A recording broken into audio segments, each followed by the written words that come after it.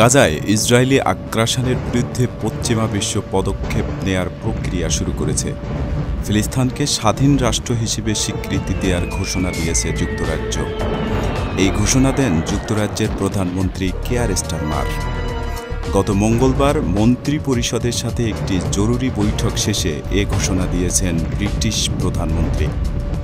Starmer বলেন, Israel যদি গাজায় ভয়াবহ পরিস্থিতি বন্ধ করার জন্য কোনো পদক্ষেপ গ্রহণ না করে, তবে সেপ্টেম্বরে জাতিসংঘের সাধারণ পরিষদ অধিবেশনে ফিলিস্তিনকে স্বাধীন রাষ্ট্র হিসেবে স্বীকৃতি দেয়া হবে।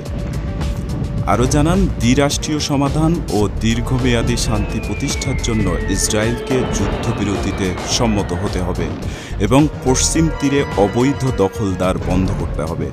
অন্যদিকে হামাসকেও আত্মসমর্পণ করে তাদের ক্ষমতা ছেড়ে দেওয়ার কথা বলেন। তবে স্টারমারের এই ঘোষণায় ক্ষুব্ধ প্রতিক্রিয়া জানিয়েছে ইসরায়েলের প্রধানমন্ত্রী বেনিয়ামিন নেতানিয়াহু। সামাজিক যোগাযোগ মাধ্যম এক্স হ্যান্ডেলে বেনিয়ামিন নেতানিয়াহু বলেন, ব্রিটিশ প্রধানমন্ত্রী হামাসের জঙ্গি কার্যক্রমকে আরও সহজ করে দিচ্ছেন। এছাড়া মার্কিন প্রেসিডেন্ট ডোনাল্ড ট্রাম্পও এই সিদ্ধান্তে খুশি হতে পারেননি। তিনি বলেন, স্টারমারের সঙ্গে আমার কোনো আলোচনা হয়নি। ফিলিস্তিনকে রাষ্ট্র হিসেবে স্বীকৃতি দেয়া যেন তাদের পুরস্কৃত করা হচ্ছে, তবে আমি এমন কিছু সমর্থন করি না। অপরদিকে মাল্টা সরকারও সেপ্টেম্বরে ফিলিস্তিনকে স্বাধীন রাষ্ট্র হিসেবে ঘোষণা দেওয়ার সিদ্ধান্ত নিয়েছে। গত মঙ্গলবার 29 জুলাই স্থানীয় সময় সন্ধ্যার দিকে দেশটির প্রধানমন্ত্রী রবার্ট আবেলা এই ঘোষণা দেন।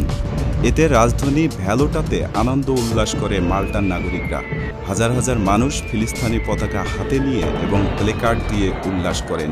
তারা ফিলিস্তিনি নিরীহ জনগণের পাশে থাকার প্রতিশ্রুতি দিয়েছেন এবং ইসরায়েলের বিরুদ্ধে কঠোর ভূমিকা রাখার ঘোষণাও দিয়েছেন।